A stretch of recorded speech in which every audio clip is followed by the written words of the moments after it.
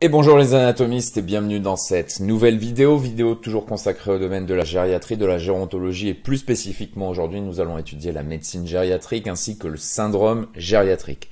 Alors au sommaire de cette vidéo nous allons passer en revue quelques définitions et quelques concepts qui sont importants.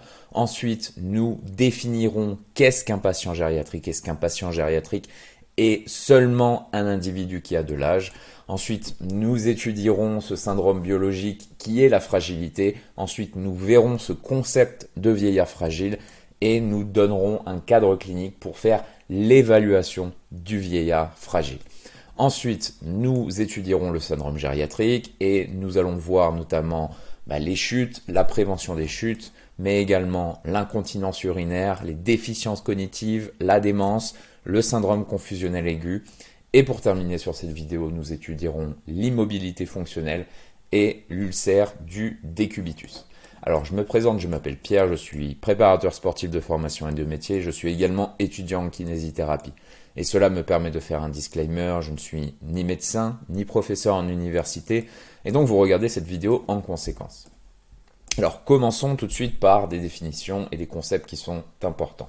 Qu'est-ce que la gériatrie? La gériatrie est la médecine des personnes âgées, alors que la gérontologie va désigner l'étude du vieillissement dans toutes ses dimensions, notamment sociale, économique, démographique, psychologique, anthropologique, culturelle, médicale et autres. Donc la gériatrie est une des composantes de la gérontologie. Alors, de quoi s'occupe la médecine gériatrique? Elle va s'occuper du diagnostic et du traitement des personnes âgées. Alors, diagnostic et traitement, mais également de leurs maladies aiguës et chroniques. On se souvient dans la dernière vidéo de la transition épidémiologique pour faire un clin d'œil à la santé publique,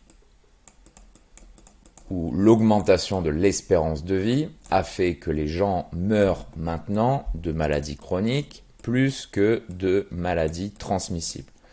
Dans les pays développés, les causes de mortalité sont les maladies chroniques, alors que dans les pays non développés, ce sont les maladies transmissibles. La médecine gériatrique va donc s'occuper du diagnostic, du traitement des maladies aiguës et chroniques, mais également du rétablissement fonctionnel. Ils vont veiller à minimiser l'incapacité et le handicap de la vieillesse, et donc bien sûr de réduire les années de vie dépendant et de minimiser les séquelles des maladies chroniques qui mènent évidemment à plus de dépendance. Donc la médecine gériatrique va étudier les changements physiologiques qui sont liés à l'âge. Nous avions vu dans les précédentes vidéos des altérations. Le processus du vieillissement physiologique amène des altérations, que ce soit au niveau du système nerveux, système respiratoire, système cardiovasculaire, système musculo-squelettique, au niveau de la peau, des fanères, du système digestif, et j'en passe. Donc ils étudient les changements physiologiques qui sont liés à l'âge, mais également les maladies qui sont liées à l'âge. Par exemple, les maladies neurodégénératives, les démences, comme Alzheimer par exemple. Mais également la connaissance du syndrome gériatrique, c'est ce que nous allons étudier un petit peu plus tard dans cette vidéo, l'impact fonctionnel et psychosocial évidemment, et l'influence de la pluripathologie. Nous avions vu que les personnes âgées développent plus de maladies chroniques et donc plus de comorbidités et plus de pluripathologie. Bien sûr, la médecine gériatrique étudie la pharmacodynamie, et la pharmacocinétique, qui étudie le devenir du médicament dans l'organisme. Et la pharmacodynamie, c'est ce que le médicament fait à l'organisme, au système biologique. Et bien sûr, la médecine gériatrique va étudier le besoin de prévention. Aujourd'hui, on va souvent parler de prévention primaire, secondaire et tertiaire.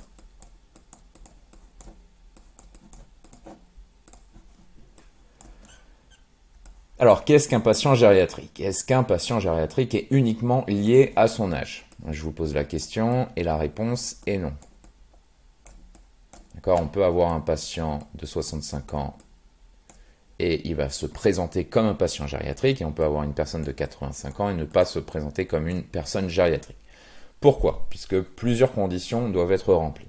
Alors l'individu doit être âgé de plus de 75 ans et présenter une pluripathologie, d'accord? Phénomène de comorbidité, des maladies invalidantes ou une maladie invalidante et une évolution conditionnée par des facteurs psychiques et sociaux. Notamment, il nécessite un accompagnement institutionnel, c'est très important, et il va présenter différents problèmes avec un besoin d'assistance gériatrique, soit intégrale ou spécialisée. Et ce sont des individus qui sont à haut risque de perte d'autonomie ou d'aggravation de la dépendance. Donc voilà ce qui caractérise un patient gériatrique. D'accord? Donc son âge, mais également la présence d'une pluripathologie, une maladie invalidante, à haut risque de perte d'autonomie ou d'aggravation de la dépendance et donc nécessite un accompagnement institutionnel. Donc maintenant la fragilité. Qu'est-ce que la fragilité? Donc là, c'est un syndrome biologique qui résulte de la réduction de l'homéostasie. D'accord? Nous pouvons le voir ici dans ce diagramme. Alors là, c'est sans parler de l'âge, on va parler un petit peu plus tard du vieillard fragile, mais juste ce syndrome biologique qui est la fragilité. Donc une réduction de l'homéostasie, d'accord, et une réduction de la résistance de l'organisme au stress. C'est-à-dire que le patient fragile, face à un stress extérieur, par exemple une diminution de la température extérieure ou une augmentation de la température extérieure, nous avions vu dans les précédentes vidéos que les patients âgés ont du mal à rétablir l'homéostasie par rapport à la thermorégulation, d'accord, qui est la capacité du corps à mettre en place des mécanismes lorsqu'il fait trop froid ou lorsqu'il fait trop chaud. Et vous voyez ici pour le patient fragile que face à une réponse extérieure, il a du mal à rétablir l'homéostasie. D'accord, l'homéostasie, je vous rappelle, ça c'est l'organisme. Lorsqu'il y a des fluctuations extérieures de grande amplitude, l'homéostasie fait en sorte que ces variations soient de petite amplitude à l'intérieur du corps. D'accord? Donc par exemple, lorsqu'il fait chaud, le corps va mettre en place des mécanismes de thermorégulation, c'est-à-dire d'évaporation à travers la peau, mais également de vasodilatation pour se faire échapper l'excédent de chaleur. D'accord? Et donc, il va mettre en place un mécanisme d'homéostasie pour rétablir l'équilibre. Donc, le syndrome biologique résulte également de l'augmentation de la vulnérabilité. D'accord, la fragilité donc, peut amener à des complications avec la perte d'indépendance, la perte d'autonomie, le handicap et la vulnérabilité. Et bien sûr, d'une augmentation du handicap et une mort prématurée qui est favorisée. On va réétudier ce schéma quand on va étudier le vieillard fragile un petit peu plus tard dans cette vidéo. Alors, quels sont les facteurs de risque de ce syndrome biologique qui est la fragilité? Le manque d'exercice physique, la malnutrition, le style de vie, les facteurs biopsychosociaux, mais bien sûr économiques. La comorbidité et les incapacités multiples, que ce soit d'un point de vue sensoriel, de l'équilibre ou musculaire, et notamment les troubles de l'équilibre et de la marche. Ici, vous avez le cycle de la fragilité. Alors, on va étudier ça un petit peu plus tard dans cette vidéo. Donc, ça me permet de vous introduire à ce concept de vieillard fragile d'ores et déjà. Donc, c'est un patient âgé, vulnérable, instable, avec maladie grave ou non, risque élevé d'invalidité. Nous l'avons vu, une faible réserve physiologique, faible capacité d'adaptation, risque de décompensation fonctionnelle et des limites dans les fonctions cognitives, sociales et une consommation élevée, bien sûr, en ressources sanitaires. Et nous étudierons également ce schéma un petit peu plus tard. Ici, vous voyez une cascade de dépendance avec le vieillissement physiologique et les maladies chroniques et aiguës qui vient influencer donc ce vieillissement physiologique. Alors, par rapport à la fragilité, donc toutes les personnes âgées handicapées ne sont pas forcément fragiles, toutes les personnes âgées fragiles ne sont pas handicapées, donc ça c'est bien à comprendre. Et le handicap peut être considéré comme la conséquence la plus grave et la plus importante du syndrome de fragilité. Alors maintenant, le vieillard fragile. Donc, le vieillard fragile est caractérisé par une perte de poids involontaire, d'accord?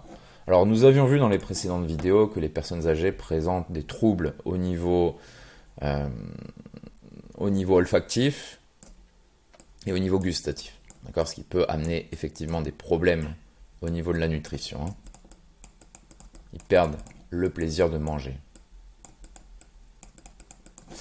Donc, le vieillard fragile, caractérisé par une perte de poids involontaire, mais également un épuisement qui est rapporté par la personne elle-même.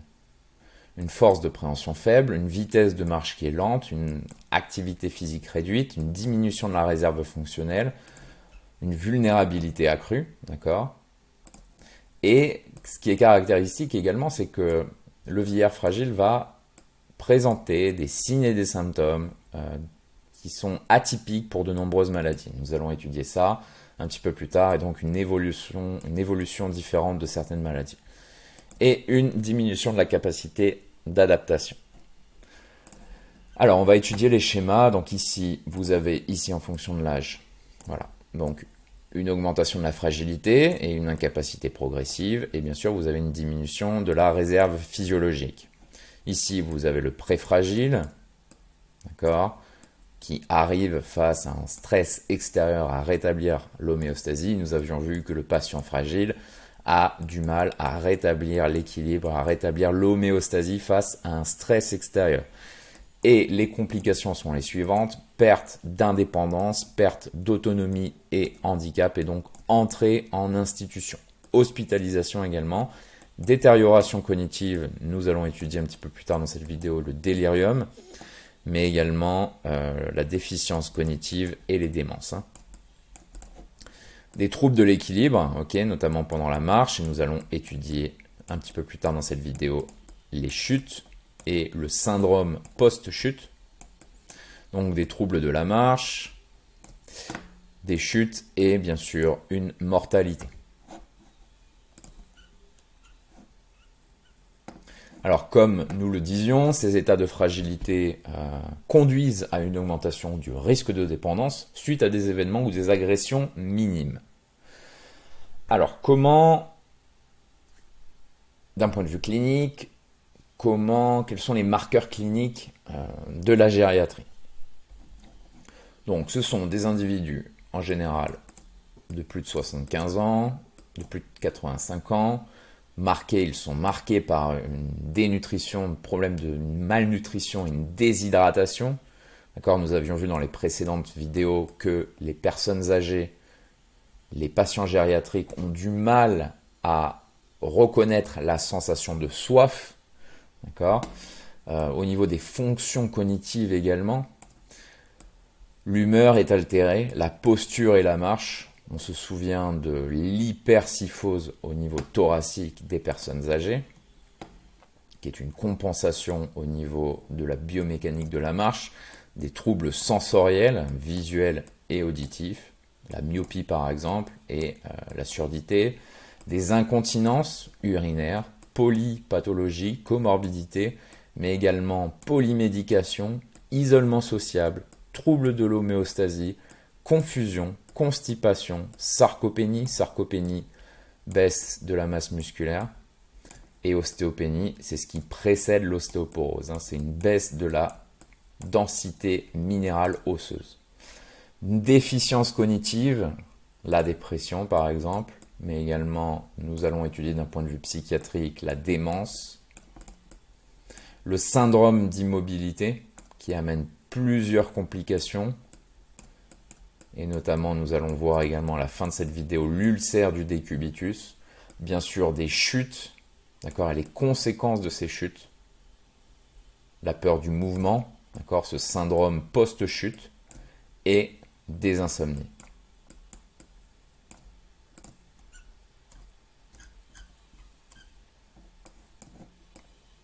Alors, on va regarder ce cycle de fragilité, d'accord, qui se présente ici comme un cercle vicieux.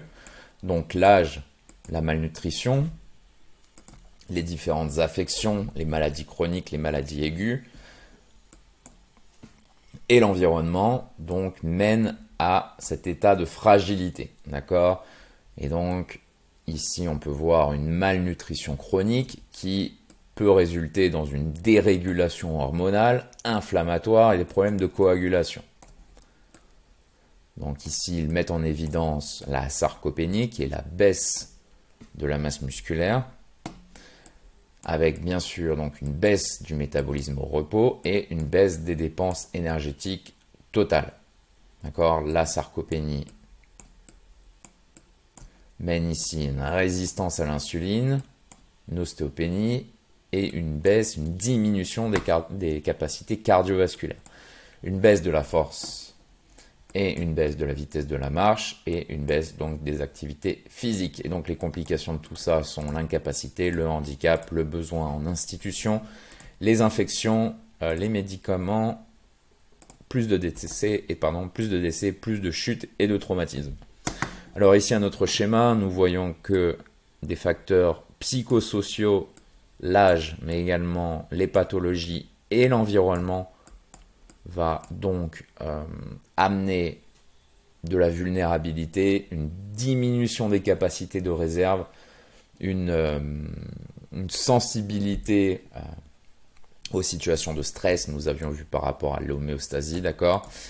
Et donc une perte d'autonomie, de dépendance et augmentation des polypathologies. Alors ici, nous avons l'influence des maladies aiguës et des maladies chroniques. Nous avions dit un petit peu plus tôt dans cette vidéo que les patients gériatriques ont des manifestations cliniques atypiques concernant les maladies aiguës et chroniques. Donc vous le voyez avec ce schéma. Ici, on a un vieillissement physiologique, donc un vieillissement normal. Et vous voyez que les maladies chroniques et les maladies aiguës viennent altérer cette courbe du vieillissement physiologique normal. D'accord? Ici, les maladies chroniques, les maladies aiguës, qui viennent apporter des modifications à cette courbe du vieillissement physiologique. Et donc, qui peut amener à une mort prématurée. Et avant ça, plus de handicap, plus de dépendance. Ici, vous avez une cascade gériatrique. Donc, on va vite fait l'étudier. Donc ici, les carences, donc la nutrition, le stress, traumatisme, pathologie, l'asthénie, l'anorexie, problème de dénutrition, amaigrissement, déficit urinaire, infection respiratoire, risque iatrogène, si je ne me trompe pas, des escarres, ce que nous allons étudier à la fin de cette vidéo, et des chutes également que nous allons étudier à la fin de cette vidéo, et donc qui amènent vers une perte d'autonomie définitive. Alors l'évaluation du vieillard fragile. Donc l'évaluation gériatrique est un processus de diagnostic pluridimensionnel et interdisciplinaire. Un médecin gériatrique n'est pas un cardiologue. Et donc il y a ce phénomène pluridimensionnel et interdisciplinaire pour traiter les patients gériatriques. Alors, dans l'évaluation gériatrique, on va identifier et quantifier les problèmes physiques, fonctionnels, psychiques et sociaux du patient gériatrique. Et l'objectif, c'est de développer un plan de traitement et de surveillance de ces problèmes. Et bien sûr, de définir l'utilisation optimale des ressources pour y faire face. Alors, quelles sont les limites de la médecine gériatrique ? Alors la première limite, c'est la difficulté du diagnostic. Pourquoi? Nous l'avions vu avec ce schéma. Une difficulté du diagnostic parce que une pluripathologie, présence de comorbidité et une présentation atypique des signes et des symptômes. D'accord? Ici, lorsqu'une maladie aiguë va venir frapper le patient gériatrique et qu'il va aller voir son médecin généraliste, effectivement, ce mélange, cette pluripathologie entre le vieillissement physiologique, une maladie chronique qu'il peut présenter et la maladie aiguë pour laquelle il vient consulter son médecin généraliste, le médecin généraliste va pouvoir observer une présentation atypique des signes et des symptômes. D'accord ? Les maladies aiguës et chroniques se chevauchent. Deuxième limite à la médecine gériatrique, c'est le besoin accru de réhabilitation et donc de moyens sanitaires. D'accord? Le vieillissement a un impact fonctionnel, mental, social, et les patients gériatriques qui sont handicapés ont une récupération qui est très lente, hein. Et donc besoin accru de réhabilitation. Troisième limite à la gériatrie, c'est ce qu'on appelle la iatrogénie. Alors la iatrogénie, c'est un trouble ou une maladie qui est la conséquence d'une prise de médicaments ou d'un traitement médical. Pourquoi? Parce qu'on a une augmentation de la consommation des médicaments chez les personnes âgées et une réaction atypique aux médicaments. Alors par rapport à cette présentation atypique des signes, des symptômes. Alors pourquoi il y a une présentation atypique? Nous l'avons dit déjà. Donc des symptômes qui sont non spécifiques. Le patient par exemple lors d'une infection va ne pas présenter de fièvre. Et on va avoir par exemple des modifications de la réponse cardiovasculaire.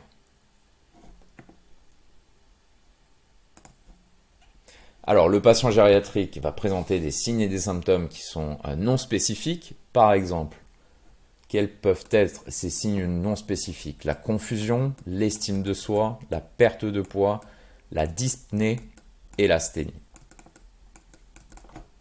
Mais également, les patients gériatriques présentent des maladies cachées. Nous, professionnels de santé, nous ne pouvons pas nous rendre compte systématiquement des maladies cachées chez ces patients, qu'ils soient gériatriques ou non. Alors, quelles sont ces maladies cachées? La dépression,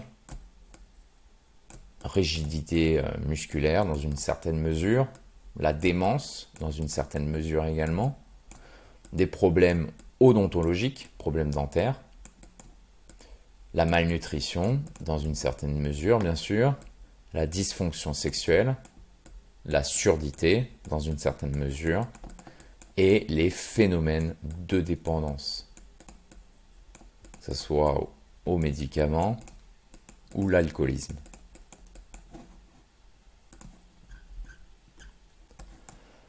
Donc maintenant, le syndrome gériatrique. Donc nous allons revoir les marqueurs cliniques du patient gériatrique.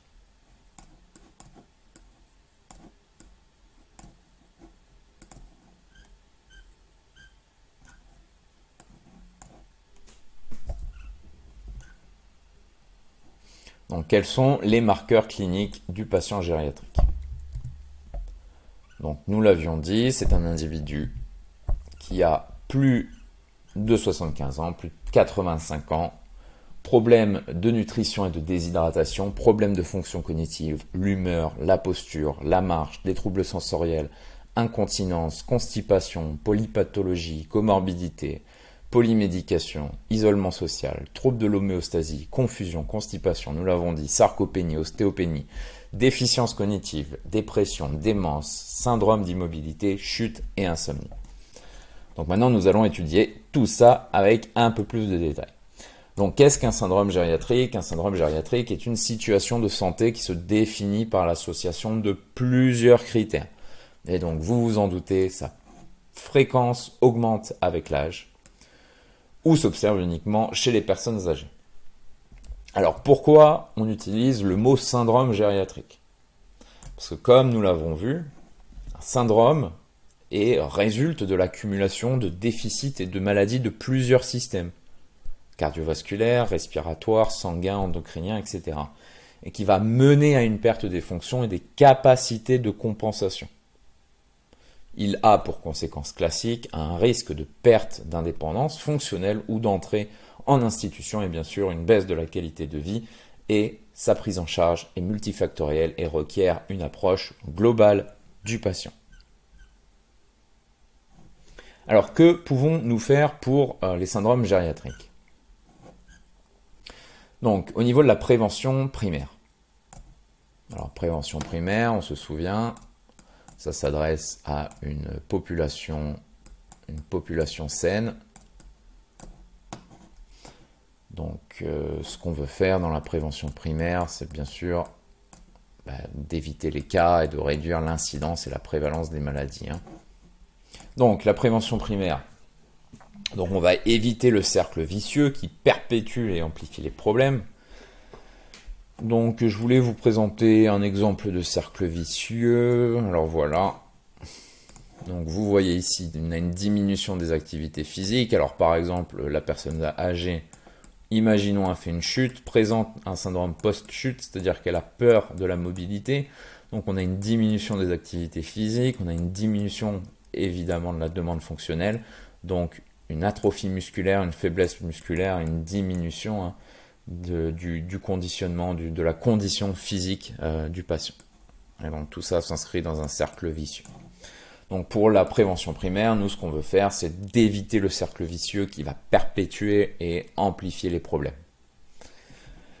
Donc la prévention primaire peut comprendre l'immunoprophylaxie, la vaccination, la chimioprophylaxie, c'est une chimioprévention et vaccination chez les patients âgés, et une modification également du mode de vie, des mesures hygiéno-diététiques qui permettent de prévenir les maladies chroniques. Alors, au niveau de la prévention secondaire, donc là, c'est pour des personnes qui sont asymptomatiques. On va parler de maladies asymptomatiques, et la prévention tertiaire, c'est pour une population qui est symptomatique. Alors, je répète, prévention primaire, c'est une population saine. Prévention secondaire, c'est pour une population qui est asymptomatique. Et prévention tertiaire, c'est une population qui est symptomatique. Alors la prévention secondaire vise à détecter et à traiter les maladies ou leurs complications à un stade précoce avant que les symptômes ou les pertes fonctionnelles ne se produisent, afin de minimiser la morbidité et la mortalité. Alors un outil de la prévention secondaire, c'est ce qu'on appelle le screening ou le dépistage. Donc là, ce qu'on va pouvoir faire pour les patients âgés, c'est un dépistage précoce. Détection précoce. Donc après le dépistage, on va faire un diagnostic étiologique et un traitement physiopathologique et fonctionnel pour récupérer le niveau fonctionnel précédent. Alors la prévention tertiaire, une maladie chronique symptomatique est déjà présente comme je vous l'expliquais, souvent fréquente et prise en charge convenablement pour éviter d'autres pertes fonctionnelles. Donc ça c'est suite à l'apparition d'un syndrome gériatrique. Donc nous ce qu'on veut là à cette étape c'est de minimiser les complications. D'accord? Par exemple l'arthrite, l'ostéoporose, le diabète, les troubles vasculaires, l'insuffisance cardiaque et la bronchopneumopathie chronique obstructive. Donc en plus de ces trois préventions, il faut bien sûr faire un contrôle continu du patient, un suivi thérapeutique. Donc ça c'était pour le syndrome gériatrique. Maintenant nous allons étudier les chutes. Alors la chute, je vous la définis, vous allez rire, c'est l'action de tomber, de perte d'équilibre, d'être entraîné vers le sol. Donc voilà pour le rappel des définitions.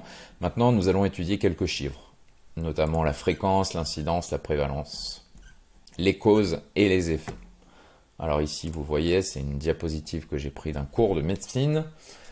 Donc ça, c'est des chiffres par rapport au territoire français, France métropolitaine, mais je ne sais pas en quelle année.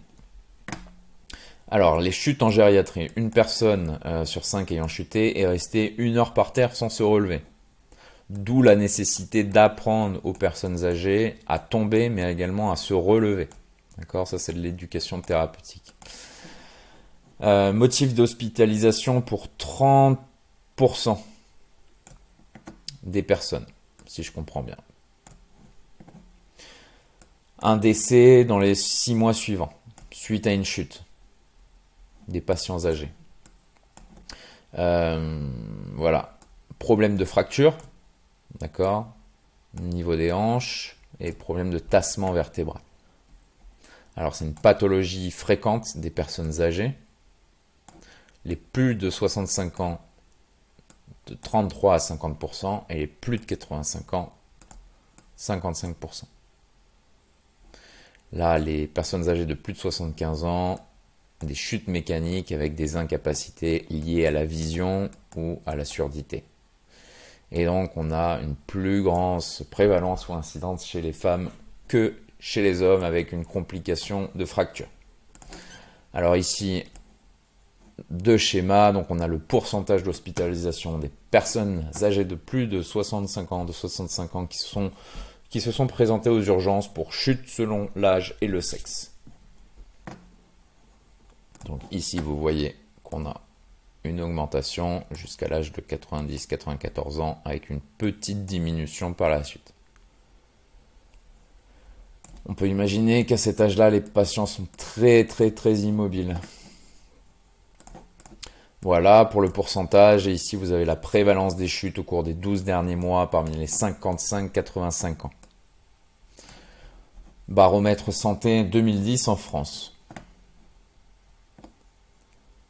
Donc ici, on a une petite augmentation de la prévalence, une diminution de la prévalence. D'accord? Et là, à partir de 70 ans, 74 ans, une grande augmentation, une grande pente de la prévalence. Voilà. Donc la prévalence augmente avec l'âge, hein. On est d'accord sur ça. Alors, pourquoi les personnes âgées chutent? Alors, plusieurs phénomènes. Le vieillissement physiologique, nous l'avions étudié. On a une baisse de l'acuité visuelle. Problème de surdité, bien sûr, on se sert des sons dans notre environnement pour se repérer, hein, en plus de la vision. Une baisse de la proprioception, une atrophie musculaire. D'accord? On se souvient par exemple, les érecteurs du rachis nous permettent effectivement de se tenir debout et de maintenir la posture, par exemple. C'est juste un exemple comme ça. Donc si on a une atrophie musculaire de ces muscles, évidemment, on a une perte de l'équilibre, une altération de la conduction nerveuse et de la rigidité articulaire. Alors on va retrouver des causes intrinsèques et des causes extrinsèques à ces chutes, hein. Alors les causes intrinsèques, on en a déjà parlé, par exemple des maladies neurologiques telles que Parkinson, des maladies cardiovasculaires, hypotension, cardiopathie ischémique, arythmie, mais également des maladies musculosquelettiques, arthrite, arthrose, nous l'avions vu, sarcopénie, ostéopénie, maladies d'essence, prise de médicaments, les hypotenseurs, les benzodiazépines, qui sont des sédatifs, des anxiolytiques, mais également les antidépresseurs, peuvent amener à ces chutes. Une consommation de toxiques, d'alcool et présence de maladies aiguës. Les causes extrinsèques, c'est donc lié à l'environnement, les transports en commun, trottoirs, escaliers, sol mouillé, obstacles, donc tout l'environnement à la maison et à l'extérieur de la maison. Alors, quelles sont les conséquences des chutes? Donc ici, nous allons étudier après ce schéma. On voit que les chutes, donc il y a des causes et bien sûr des effets, hein. Ici, nous devons faire un petit peu de philosophie. Alors, conséquences des chutes, les conséquences à court terme et ensuite à moyen et à long terme. Alors les conséquences à court terme, ce qui arrive dans la majorité des cas, ce sont des lésions mineures. Ensuite, vous avez des limitations dans les activités de la vie quotidienne. Vous avez ce phénomène de décubitus prolongé. Alors nous allons voir quelles sont les conséquences de ce décubitus prolongé, de cette immobilisation fonctionnelle. Et des lésions graves qui amènent à des fractures et des traumatismes crâniens par exemple. Alors sur le moyen et sur le long terme, une incapacité physique, d'accord, si le patient a effectivement une fracture de la hanche, de la mortalité, un syndrome post-chute, on en a déjà un petit peu parlé, on va en reparler dans la suite de cette vidéo, c'est-à-dire peur de la chute, et donc le patient va se limiter dans sa mobilité dans la vie de tous les jours. Un traumatisme psychologique, bien sûr, et donc un phénomène de dépendance excessive envers les institutions, les moyens sanitaires, mais également envers la famille, ou le conjoint ou la conjointe. Un besoin en kinésithérapie pour de la réadaptation, de la réhabilitation, etc. Un traitement qui est difficile, nous l'avions vu pourquoi. Et voilà, je voulais vous montrer pour terminer sur cette explication ce schéma en anglais. Donc ici, nous avons les chutes au cœur du schéma. Donc les causes des chutes, problèmes mentaux. Ici, il nous parle de confusion, de paranoïa, mais également les effets secondaires de certains médicaments comme les benzodiazépines. D'accord, si le patient prend des sédatifs, des hypnotiques pour aller se coucher la nuit et qu'à 3 heures du matin, il se réveille pour aller aux toilettes dans le noir avec des obstacles, voilà, c'est multifactoriel. Bien sûr, le risque de chute est augmenté. La fragilité, mais également les problèmes visuels, d'accord, je vous explique pas pourquoi la vision est importante pour pouvoir se déplacer dans son environnement et éviter les chutes. Des problèmes musculo-squelettiques, on a parlé d'arthrite, d'arthrose, de sarcopénie, d'ostéopénie, d'ostéoporose, baisse de la force, baisse des fibres de type 2, etc. Des conditions neurologiques, ok, des conditions cardiovasculaires, ici il nous parle d'arythmie, il nous parle de side effects de médicaments, de syncope, etc. Mais bien sûr, l'influence de l'environnement, ok, que ce soit à l'extérieur ou à l'intérieur, un sol mouillé par exemple après la douche, ou un mobilier urbain qui n'est pas adapté aux personnes âgées, etc. Et bien sûr, d'autres facteurs, comme ici nous parle de previous fall, alors on pourrait le rapprocher du syndrome post-chute, c'est-à-dire la peur effectivement de tomber. Et donc ça va le conditionner psychologiquement à un risque de chute supérieur. Alors quels sont les effets de ces chutes? Bon, bien sûr des effets physiques, fractures, problèmes au niveau du cerveau, des hémorragies cérébrales, déshydratation, pneumonie et mort. D'accord? Et bien sûr, une immobilité. Le patient va avoir peur de rechuter, donc il va réduire les activités. Donc ça va bien sûr le déconditionner physiquement, donc moins de masse musculaire et moins de densité osseuse. Et donc il va s'inscrire dans ce cercle vicieux que nous avions vu, cercle vicieux de la vieillesse. Au niveau mental, dépression, perte de confiance, peur et donc restriction dans la vie de tous les jours. Et d'un point de vue social, bien sûr, la personne gériatrique va vouloir s'isoler, il va avoir du mal à quitter son environnement, c'est-à-dire sa maison, pour aller faire les courses, etc. Et bien sûr, il va être réduit au niveau de son mode de vie, que ce soit pour faire les hobbies qu'il adore, jouer au tennis, faire de la randonnée, et bien sûr, pour voyager, ça va être beaucoup plus difficile pour lui.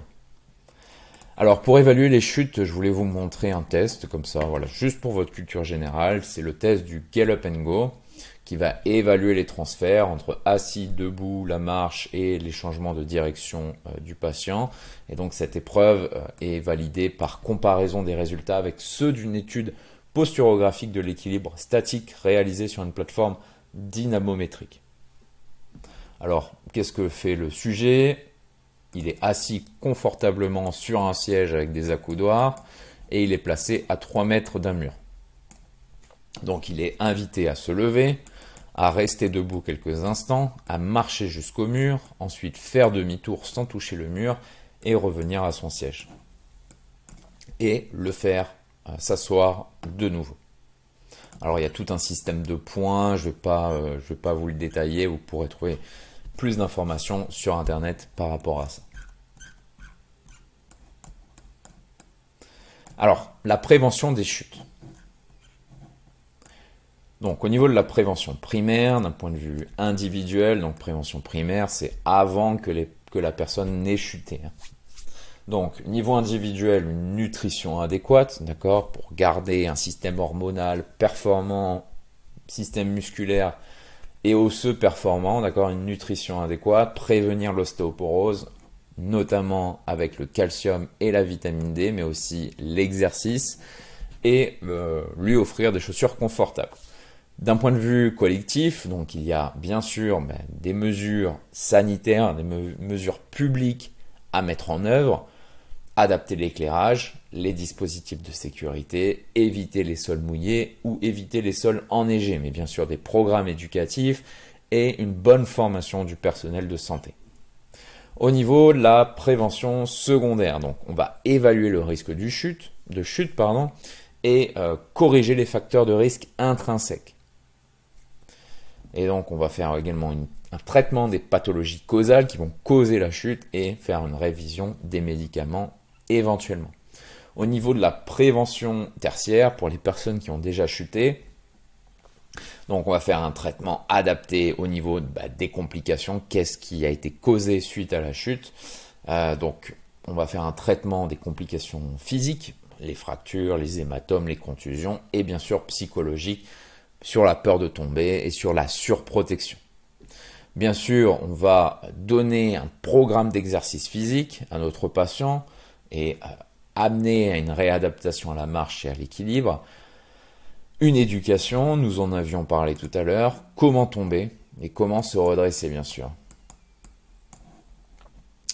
Et au niveau de la kinésithérapie, on va faire une gestion du syndrome post-chute.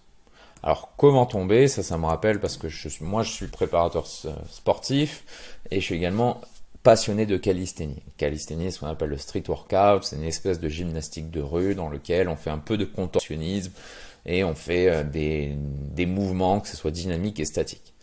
Et donc, dans la calisthénie, il y a un mouvement qui s'appelle l'arbre droit, qui consiste à tenir comme ça en statique sur ses deux mains, ce qu'on appelle le poirier. Et donc, pour réussir ce mouvement, la première chose qu'on apprend, c'est d'apprendre à tomber.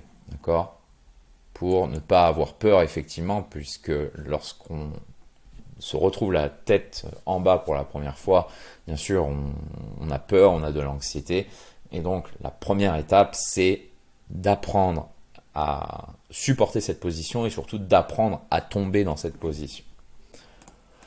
Donc voilà, apprendre à tomber au patient pour éviter qu'il reste, comme nous l'avions vu ici, une personne sur 5 ayant chuté, rester 1 heure par terre sans se relever, donc c'est assez catastrophique.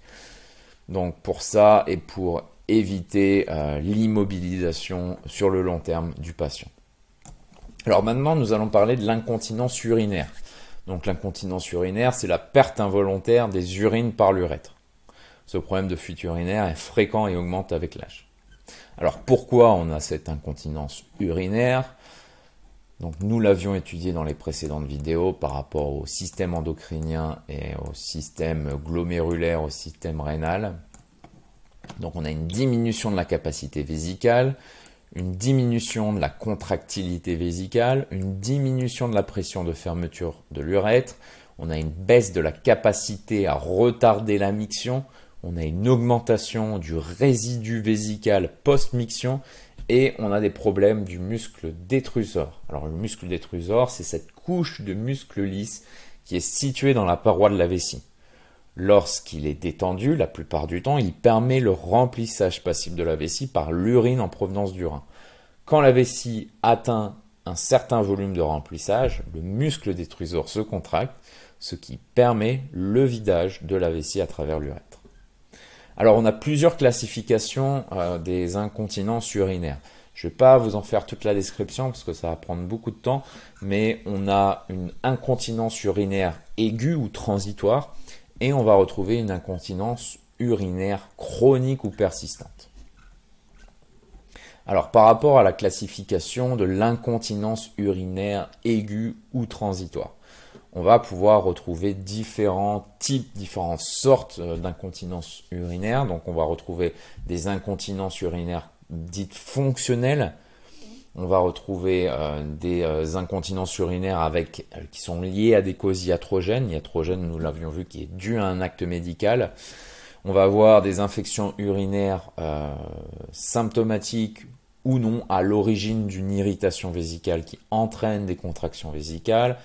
On va avoir une incontinence urinaire qui est liée aussi à un fécalome rectal qui est responsable de contractions vésicales ou d'une rétention aiguë d'urine, qui est due également à une confusion mentale et le syndrome de régression psychomotrice lié à l'immobilisation, à la vaginite atrophique et aux médicaments comme par exemple des opioïdes qui amènent une confusion mentale, des sédatifs avec une inhibition des contractions vésicales, des diurétiques, etc.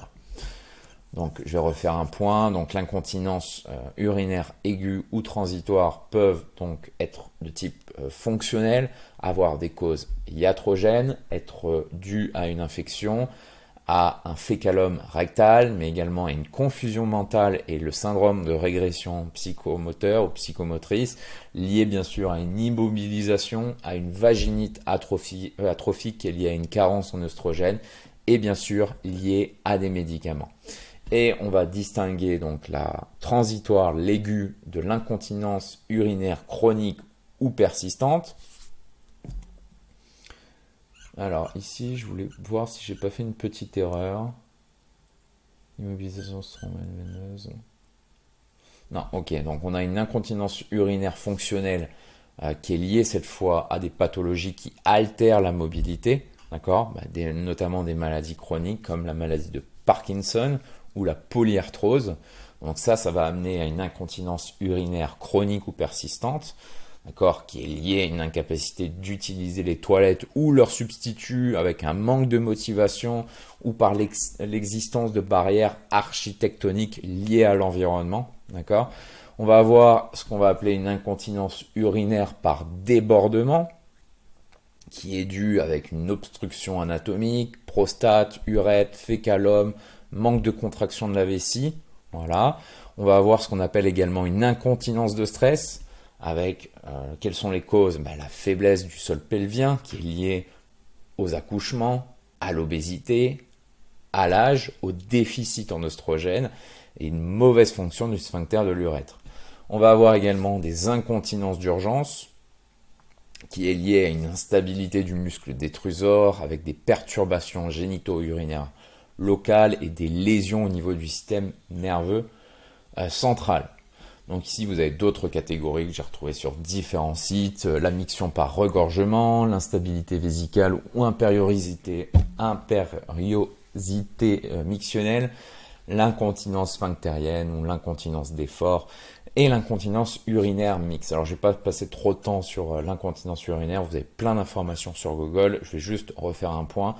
Donc, les incontinences urinaires chroniques ou persistantes peuvent être dues à une incontinence urinaire fonctionnelle liée à des pathologies qui altèrent la mobilité ou le contrôle neurologique, mais également une incontinence urinaire par débordement avec obstruction anatomique de la prostate, de l'urètre ou fécalome, des incontinences de stress avec une faiblesse du sol pelvien par exemple, des incontinences d'urgence avec une instabilité du détrusor, etc. Alors je ne sais pas pourquoi ils ont pris une telle classification, je l'ai trouvé comme ça sur mes notes et sur mes cours. Alors quelles sont les conséquences de l'incontinence urinaire? Donc conséquences physiques, risque d'infection, mais également risque de sepsis. La sepsis, on en a longtemps parlé dans des précédentes vidéos, ulcères et des chutes. Donc ça, ce sont pour les conséquences physiques, mais également des conséquences psychologiques, de l'anxiété, de la dépression, de l'estime de soi, activité sexuelle perturbée et bien sûr isolement. Et j'allais en parler dans les conséquences socio-économiques, l'isolement et bien sûr un besoin de ressources sanitaires.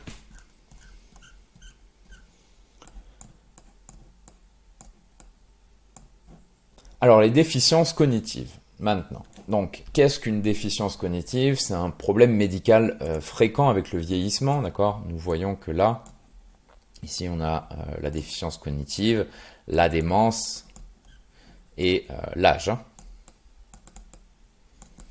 Donc, fréquent avec le vieillissement, il est caractérisé par des problèmes de capacité de réflexion et de mémoire, et la déficience cognitive n'est pas comparable à la démence, pas encore. Les personnes atteintes présentent en effet des symptômes bien plus légers que les personnes qui souffrent de démence et peuvent avoir des difficultés à accomplir certaines tâches complexes ou à comprendre certaines données. Cependant, elles restent capables d'accomplir de manière autonome les tâches de la vie quotidienne, comme s'habiller, se laver, manger, etc. Alors, on va faire un petit rappel des changements qui sont liés au vieillissement.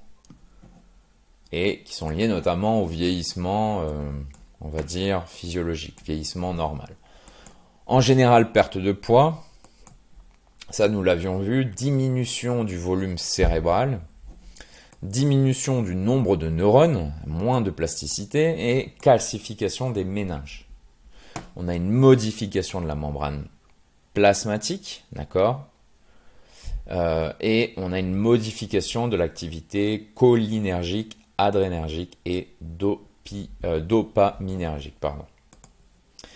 Nous avions vu également dans les modifications physiologiques liées à la vieillesse, qu'on a un ralentissement de la vitesse de conduction. Alors, quelles sont les conséquences de tout ça?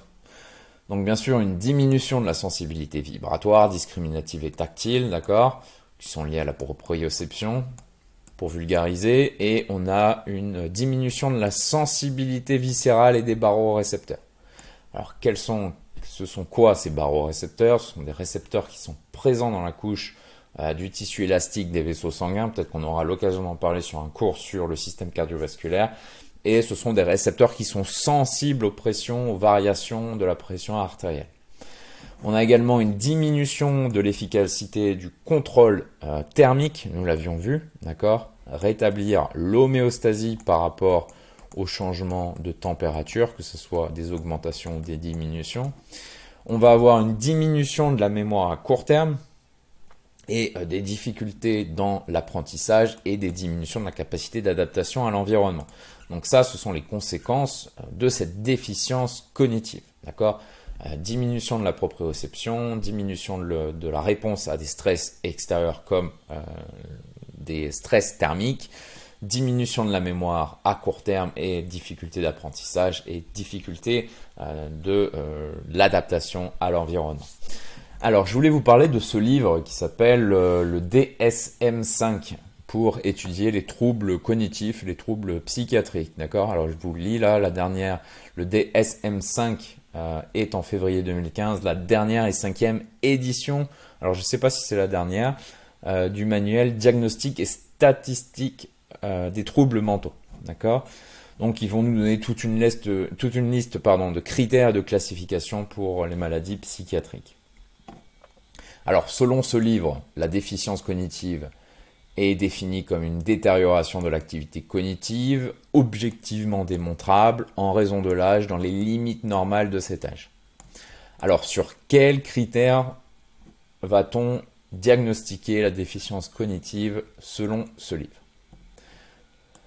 Alors, sur des pertes de mémoire qui sont rapportées par le patient ou par l'entourage. Par exemple, se rappeler des noms, des anniversaires, des rendez-vous ou résoudre des problèmes complexes. Mais également, un autre critère, c'est une capacité de mémoire inférieure à 1,5 par rapport à l'écart type ou inférieure à la moyenne pour l'âge. Alors, ce qu'on pourra noter chez les patients qui présentent une déficience cognitive, c'est une normalité dans les activités de la vie quotidienne, à la différence de ceux qui présentent une démence, une cognition généralement normale, outre ces critères-là, et une absence de critères diagnostiques de la démence, on s'en doute. Alors, quelques paramètres à considérer. Donc, il est difficile d'établir un diagnostic et nécessite une étude individuelle. En général, il y a une absence d'incidence sur les activités de la vie quotidienne, se laver, manger, s'habiller, etc. L'étiologie est inconnue, l'évolution est incertaine et les critères sont évolutifs. Alors, maintenant, on va parler de la démence. Donc, vous avez la phase préclinique, ce que nous avions étudié ici, la déficience cognitive, et la dernière étape, si je puis dire, c'est la démence.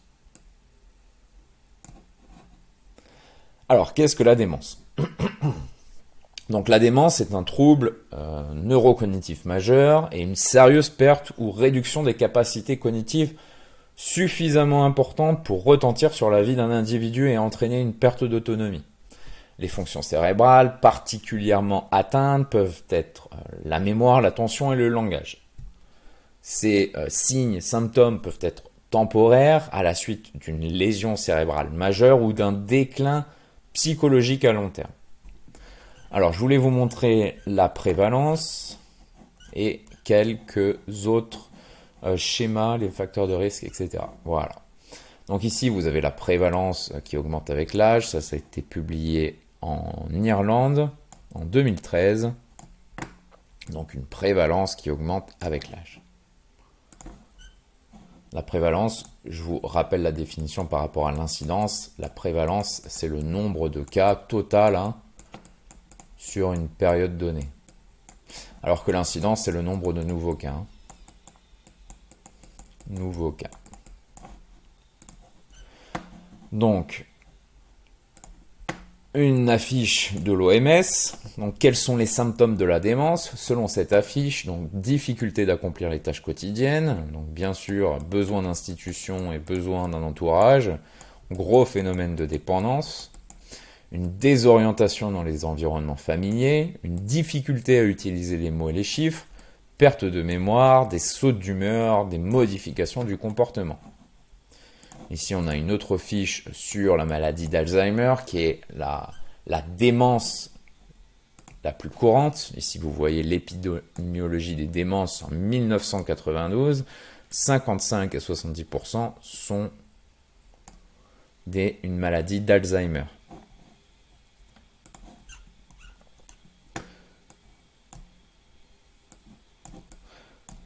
Donc, les maladies neurodégénératives vont attaquer bien sûr le cerveau. Donc ici, vous avez un cerveau qui est touché par Alzheimer, une production excessive de peptides amyloïdes pour des raisons génétiques. Les peptides vont attaquer les cellules du cerveau et les cellules du cerveau vont mourir et entraîner une dégénération cérébrale. Alors généralement, les traitements qu'on utilise pour les démences, ce ne sont pas des traitements qui s'attaquent directement à la cause du problème, mais s'attaquent plutôt aux conséquences du problème. Et donc les médicaments vont surtout avoir pour but de diminuer les symptômes qui sont liés à cette démence. On va en reparler un petit peu plus tard dans cette vidéo. Quels sont les facteurs de risque des démences? Alors vous avez des facteurs de risque et vous avez également des facteurs protecteurs. On va commencer avec les facteurs protecteurs. Donc bien sûr, il y a toujours une base génétique, d'accord, endogène si je puis dire, donc les activités physiques, l'éducation, mais les activités intellectuelles et sociales sont des facteurs protecteurs de la démence. À l'inverse, une mauvaise alimentation, un abus de toxiques, de l'hypertension, des maladies chroniques, cardiovasculaires, diabète, dyslipidémie, des dommages neuronaux, du tabagisme sont des facteurs de risque pour la démence. Alors on va reparler de ce livre DSM et sur quels critères nous allons pouvoir classer la démence. Donc il y a une présence de déficits cognitifs multiples. À vrai dire, vous en avez 3. Donc le premier, c'est une altération de la mémoire. Et le deuxième, c'est au moins un des signes suivants, entre aphasie, apraxie, agnosie. Alors ça veut dire quoi tout ça? L'aphasie, c'est un trouble du langage qui va de la difficulté de trouver ses mots à une perte totale de la faculté de s'exprimer. Ensuite, vous avez l'apraxie, c'est une incapacité d'exécuter des mouvements volontaires adaptés à un but, à un objectif, sans lésion motrice ou sensorielle. Ou l'agnosie. Une personne agnosique ne parvient pas à reconnaître un objet, un son, une odeur ou encore un visage connu. Donc au moins l'un des signes suivants. Aphasie, apraxie, agnosie. Troisième critère, c'est une altération de la fonction exécutive. Alors les fonctions exécutives désignent un ensemble assez hétérogène de processus cognitifs de haut niveau. Par exemple, évaluer des idées et réfléchir sur notre travail ou faire des plans. Voilà pour les 3 critères. Je vous le rappelle, une altération de la mémoire, au moins un des signes suivants, et une altération de la fonction exécutive. Alors, on va pouvoir également classer la démence sur l'intensité des troubles cognitifs, d'accord, dans quelle mesure ils vont détériorer le travail ou les situations sociales. Le diagnostic peut être établi pendant un délire, nous allons l'étudier avec le syndrome confusionnel aigu, qui est un trouble soudain, en règle générale réversible de la fonction cognitive et caractérisé par cette incapacité à prester attention, une désorientation, une incapacité à penser clairement et des fluctuations du niveau de vigilance. Alors maintenant, nous allons étudier les différents stades de la démence. Alors, il y a des petites différences entre la littérature française, européenne et américaine. Donc ici, on a un stade mild, modéré, sévère et terminal, avec pour chacun des stades des signes différents. D'accord? Et ici, vous avez également ce système de classification. Alors, je vais vous lire le schéma. Donc ici, on a une phase préclinique sans symptômes. Ici, on a cette phase qu'on pourrait appeler, je ne sais pas vraiment. Alors, des symptômes qui sont, ce sera peut-être la déficience cognitive, des symptômes qui sont vraiment moyens, faibles et qui n'interfèrent pas avec les activités de la vie quotidienne. Donc ça, je parlerai moi de déficience cognitive. D'accord, comme nous avions vu ici. Ensuite vient la mild dementia, d'accord, donc ici les symptômes interfèrent avec les activités de la vie quotidienne. Ensuite, on a la démence modérée. Ici, les symptômes interfèrent avec beaucoup des activités de la vie quotidienne. Et la démence sévère, là, les symptômes interfèrent avec quasiment toutes les activités de la vie quotidienne. Alors, je vais vous donner un autre classement, selon moi.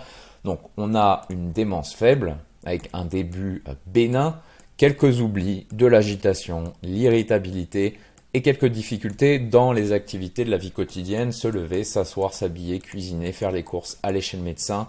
L'autonomie est plus ou moins conservée et le diagnostic reste difficile.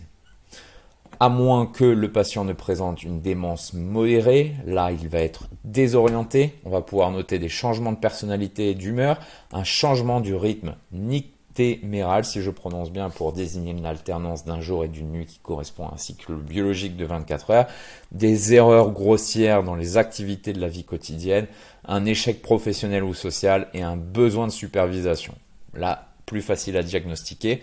Et bien sûr, vous avez la démence grave avec des erreurs mentales grossières, un changement très marqué de la personnalité, des incapacités totales dans les activités de la vie quotidienne et une surveillance et un besoin de soins en continu avec un état végétatif. Alors, quel traitement pour les démences? Donc, il faut un traitement spécifique et bien sûr des traitements.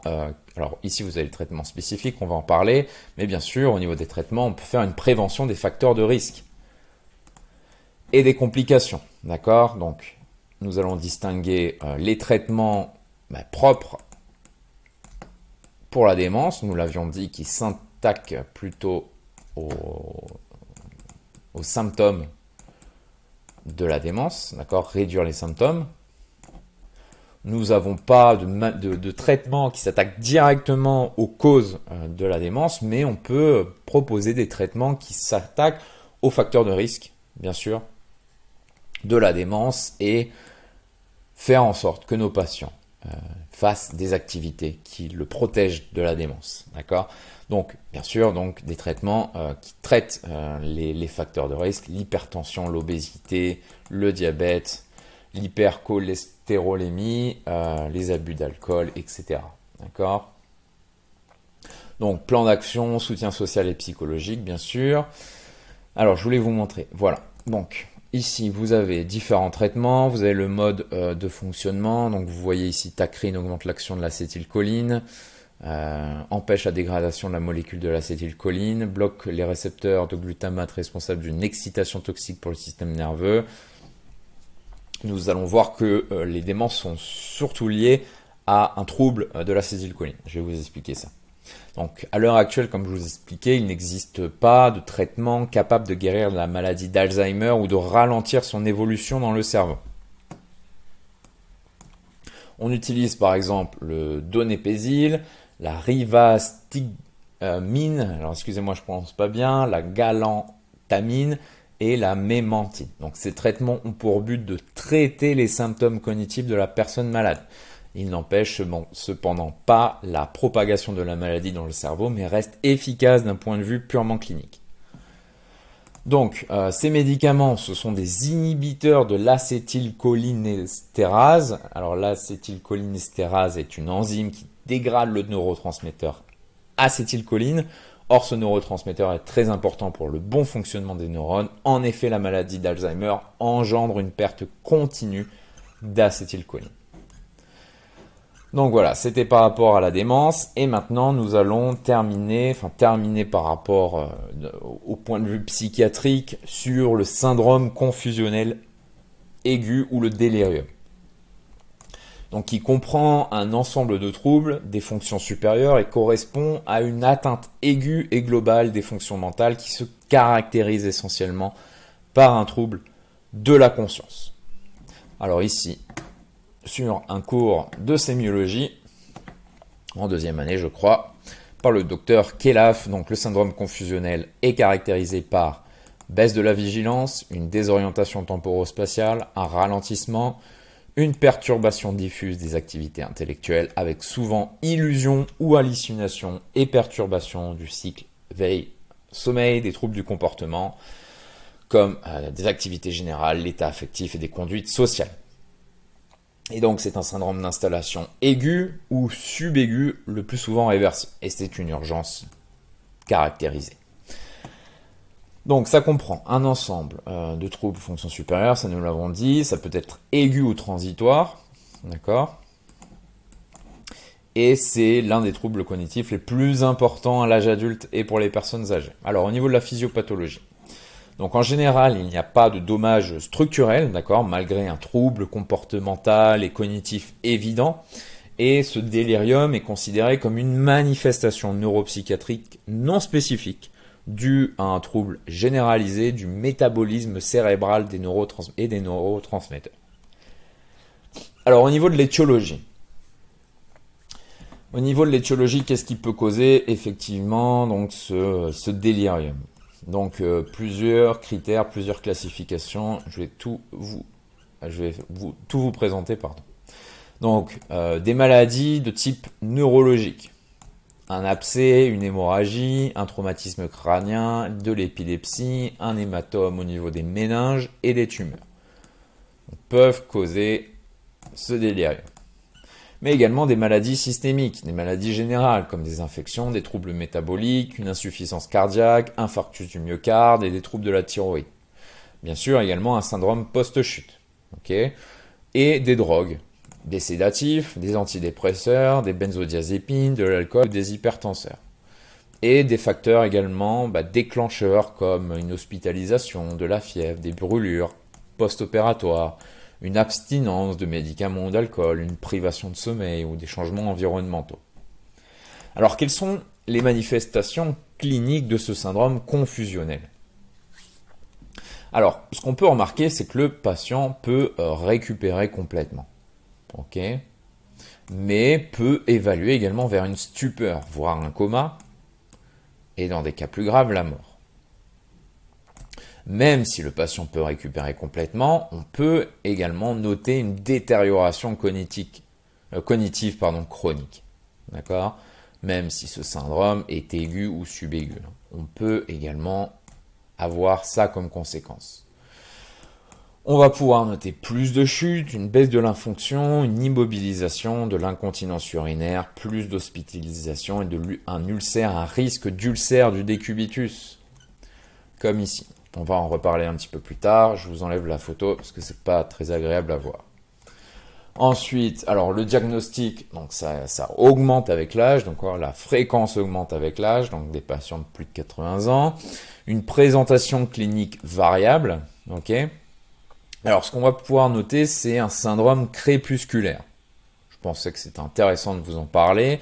Ce sont des symptômes neuropsychiatriques tels que de l'agitation, de la confusion, une anxiété, de l'agressivité qui survient surtout en fin d'après-midi, en soirée ou pendant la nuit. D'où son nom, le syndrome crépusculaire. Et donc, il y a une mortalité élevée à ce syndrome confusionnel de 40%. Alors, au niveau des traitements et au niveau de la prévention. Donc, bien sûr, il faut identifier les patients à haut risque, les patients qui sont âgés, ceux qui présentent des démences ou des déficiences cognitives, des antécédents de délire, une vision ou une audition réduite, de l'immobilité et de la fragilité. Et donc à nous, professionnels de santé, de reconnaître les signes avant-coureurs, comme des changements subtils de l'état mental, une confusion sans explication, des agitations, des cris, une insomnie ou une hypoactivité. Au niveau de la prévention, qu'est-ce que nous pouvons faire? Donc, offrir un environnement adéquat, bien sûr, améliorer la connaissance du syndrome, améliorer, j'allais me répéter, mais faire des exercices de mémoire, par exemple, faire des mots croisés, des mots fléchés, se rappeler de l'heure, de la date des anniversaires, une hydratation adéquate. On se souvient que les personnes âgées ne reconnaissent pas les signes de déshydratation. Un suivi thérapeutique des médicaments. Nous avions vu que les médicaments et les erreurs médicamenteuses amènent à des maladies iatrogènes. Prévenir et traiter également les déclencheurs tels que l'anémie, la fièvre ou les insomnies. Et bien sûr, une éducation des soignants et de la famille.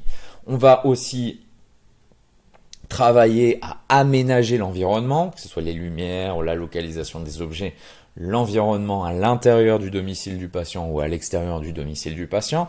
Et bien sûr, faire gaffe aux médicaments, supprimer les médicaments stimulants, mais également les médicaments sédatifs comme les benzodiazépines et les neuroleptiques, voilà, qui peuvent être des facteurs de risque pour ce syndrome confusionnel aigu.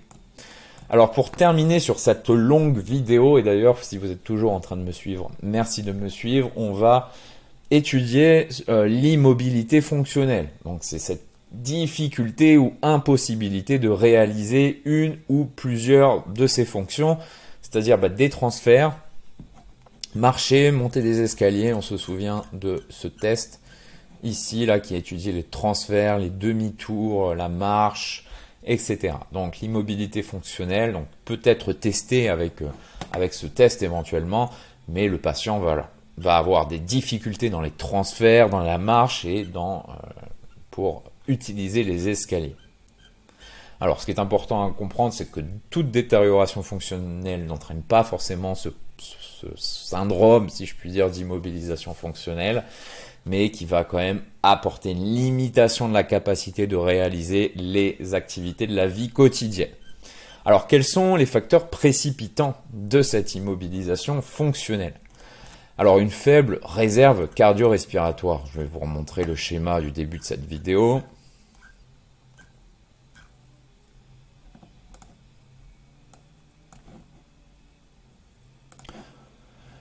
Donc, les facteurs de risque, donc l'âge, la malnutrition, les affections, l'environnement, et donc, voilà. La baisse des capacités, des réserves cardio-respiratoires. Donc, les patients vont donc présenter une faible réserve cardio-respiratoire. Donc, ça peut se caractériser par, une insuffisance cardiaque congestive, par exemple, qui survient lorsque le cœur ne peut plus pomper le sang normalement, mais également comme facteur précipitant à cette immobilisation, c'est une bronchopneumopathie chronique obstructive qui se caractérise par une obstruction lente et progressive des voies aériennes et des poumons associée à une distension permanente des alvéoles pulmonaires avec destruction des parois alvéolaires, mais également de l'obésité. Donc un autre facteur précipitant, c'est cette impuissance fonctionnelle et déficience neurologique, avec une atrophie musculaire, une apraxie de la marche qui se traduit par une impossibilité du patient à disposer convenablement de ses jambes pour marcher. Un autre facteur précipitant, c'est l'asthénie. C'est un syndrome constitutionnel, maladie endocrinienne, dépression. Tout ça, c'est lié à l'asthénie. Mais également la psychologie, comme le syndrome post-chute, la peur du mouvement ou les pathologies psychiatriques, mais également des médicaments comme les hypertenseurs, les hypnotiques, les anxiolytiques, les neuroleptiques, et l'environnement peut être un facteur précipitant également de l'immobilisation fonctionnelle. Alors, quelles sont les complications de cette immobilisation fonctionnelle? Il y en a plusieurs, ici nous en avions vu quelques exemples.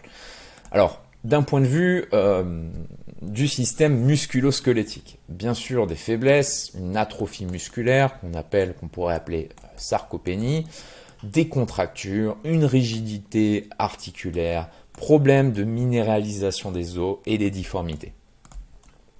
D'un point de vue cardiovasculaire, on va avoir une diminution du volume intravasculaire, une hypotension orthostatique et des maladies thromboemboliques causées par la formation d'un caillot, vous le savez, ou d'un caillot, d'un thrombus dans la circulation sanguine.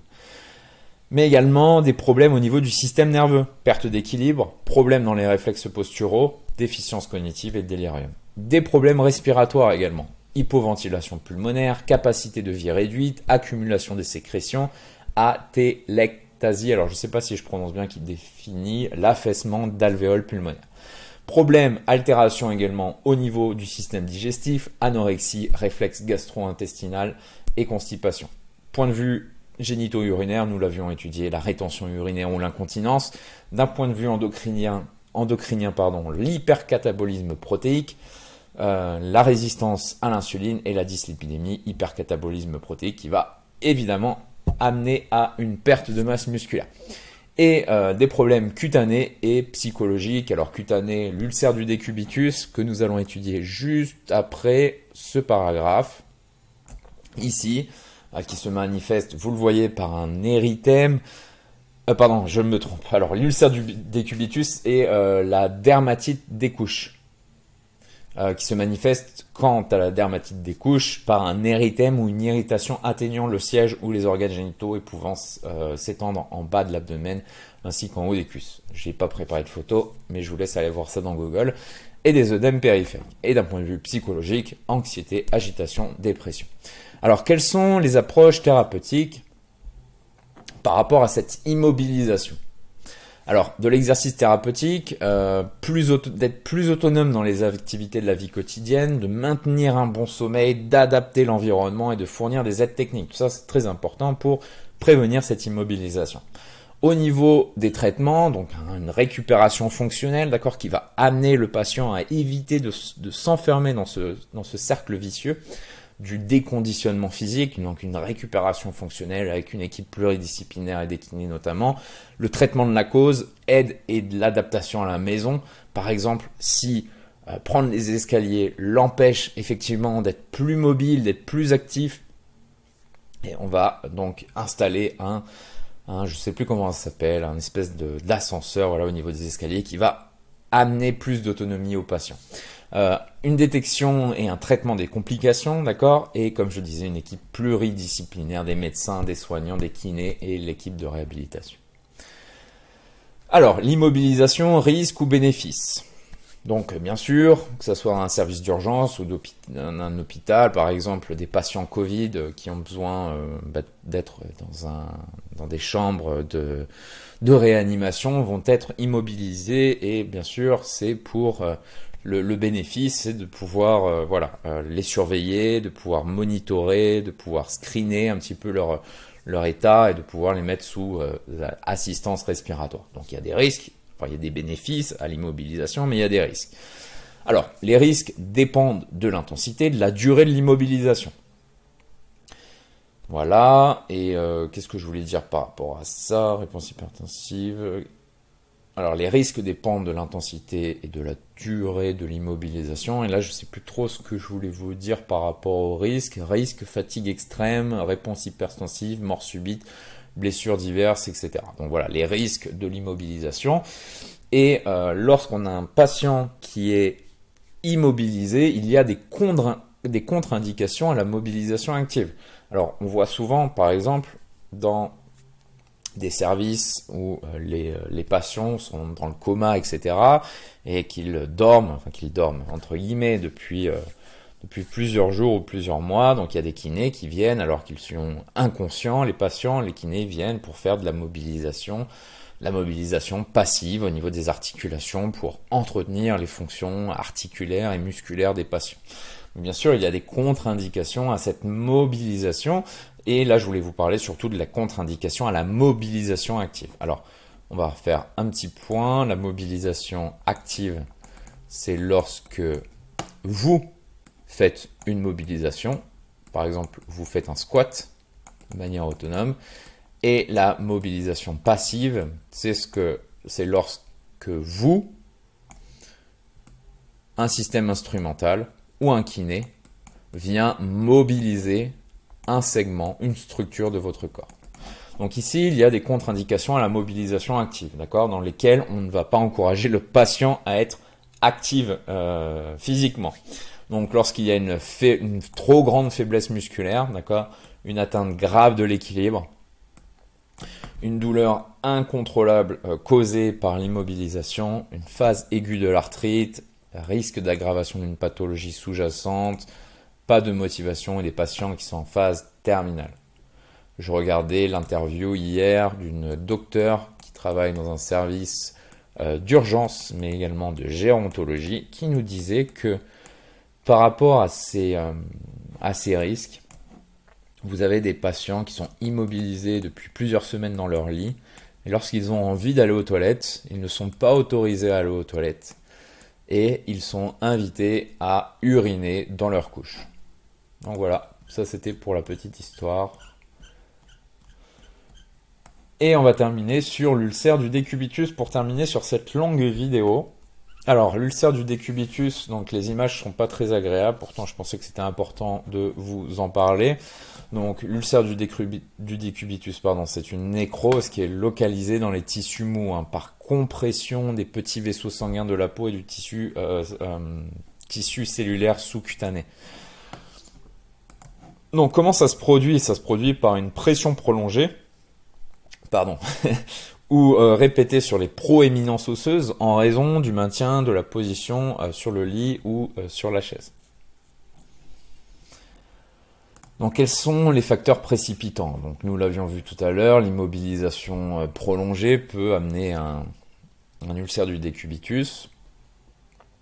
Donc au niveau physiopathologie de l'ulcère du décubitus, des lésions cutanées, déficit nutritionnel, vasculaire, troubles de la conscience, déficit moteur, troubles immunologiques.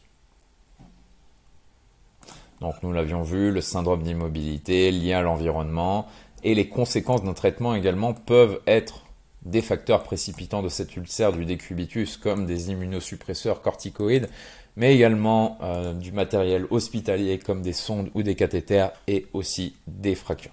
Donc je fais un rappel, quels sont les facteurs précipitants de cet ulcère du décubitus. Donc vous avez les conséquences d'un traitement, le syndrome d'immobilité est lié à l'environnement, mais lié aussi à d'autres exemples de physiopathologie comme vous pouvez le voir ici. Alors vous avez différents stades par rapport à cet ulcère du décubitus. Vous avez le premier stade ici, je vais vous en faire la description, le deuxième stade, le troisième et le quatrième. Donc vous voyez comment ça se profile. Donc ici vous avez le poids du corps qui arrive par les proéminences osseuses. Ici vous avez donc le muscle, vous avez le tissu adipeux et vous avez la pression du matelas. D'accord, et donc ce qui va causer à terme un ulcère du décubitus sur plusieurs endroits du corps, que le patient soit en décubitus dorsal, ventral, latéral ou qu'il soit assis sur une chaise. Donc plusieurs stades comme je disais, donc premier stade que vous pouvez voir ici. Donc ici il y a une apparition des rougeurs avec un œdème et cet état survient en général après 2 à 3 heures de position assise identique. Et la personne va ressentir une douleur, des démangeaisons ou un échauffement au niveau de la zone d'appui concernée. Alors il n'y a pas encore de plaie, mais une décoloration de la peau qui peut être présente. Et la rougeur de la peau ne disparaît pas lorsqu'on appuie dessus. La température de la peau est différente à celle de la peau environnante et à ce stade, les dommages sont encore réversibles. Donc, ce qu'on peut noter, c'est érythème persistant après arrêt de la pression et sur la peau en entier. Au stade 2, qu'est-ce qui se passe? Il y a l'apparition, alors peut-être que je vais mal prononcer, d'un phlictène. Un phlictène ou plus simplement apparition de cloques sur la zone rouge. Alors j'avais trouvé plein de photos mais j'ai oublié de les mettre, c'est pas grave. Donc les cloques peuvent être ouvertes ou fermées. D'accord? L'ouverture se faisant dès le moindre traumatisme local par rapport aux cloques. Il y a aussi une altération des cellules de l'épiderme, la couche superficielle de la peau. La peau devient bleue, violet et les dommages ne sont pas encore définitifs. Donc est-ce qu'on va noter une solution de continuité de la peau et qui va affecter l'épiderme, donc l'épiderme qui est au-dessus du derme, comme vous le voyez ici avec ce schéma, qui va affecter donc l'épiderme, mais également le derme. Ensuite, on passe, alors c'est la fin de la vidéo, j'ai un petit peu plus de mal à parler, on passe au stade 3. Donc au stade 3, il y a une apparition d'un ulcère et de nécrose. Et à ce stade, la peau est touchée sévèrement. Vous pouvez le voir ici, il y a des dommages de type nécrose, la peau se noircit avec des couleurs rougeâtres, ça devient très sec.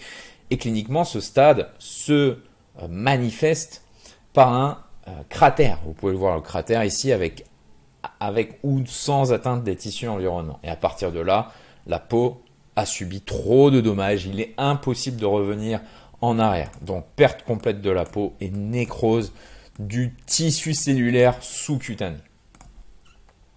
Le stade 4, il y a une extension de l'ulcère. Là, les dommages subis par la peau au stade 3 s'étendent sur une plus large surface, sur une plus large zone. Une détérioration du tissu peut se produire ainsi que des lésions en forme de sinus. Et la plaie peut être fibrineuse. Ce qu'on note, c'est une lésion nécrose, y compris au niveau, alors nous l'avions vu ici, de l'épiderme, du derme. Vous voyez que le tissu, le tissu gras, le tissu cutané, enfin non, le tissu adipeux, pardon, est également touché. Le tissu musculaire, et ici nous avons la proéminence osseuse, hein. Et c'est pour ça qu'on voit apparaître ici l'os.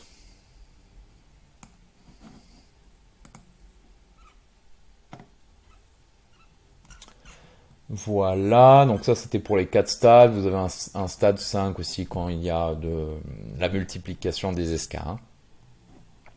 Alors, je vous en parlais, donc la localisation des ulcères peut se faire à différents endroits. Donc là, on est bien sûr au niveau de l'os coxal. Alors je pense, peut-être que je me trompe, que ce sont les tubérosités sciatiques que nous pouvons voir. Ouais, je pense que ça doit être ça.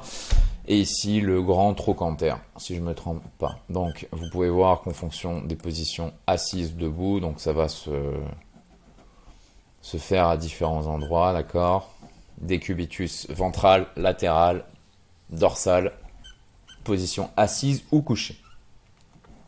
Alors, en termes de traitement et de position, donc des changements de posture, c'est important, d'accord? Éviter qu'on soit appuyé, mettre trop de compression sur la même zone pendant trop longtemps.